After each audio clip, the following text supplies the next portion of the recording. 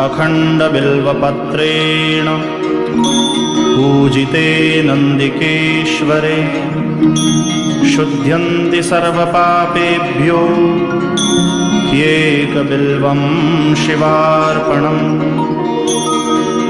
शालिग्रामशिलामेकां विप्राणां जातु अर्पयेत् सोमयज्ञमहापुण्यम् एकबिल्वं शिवार्पणम्।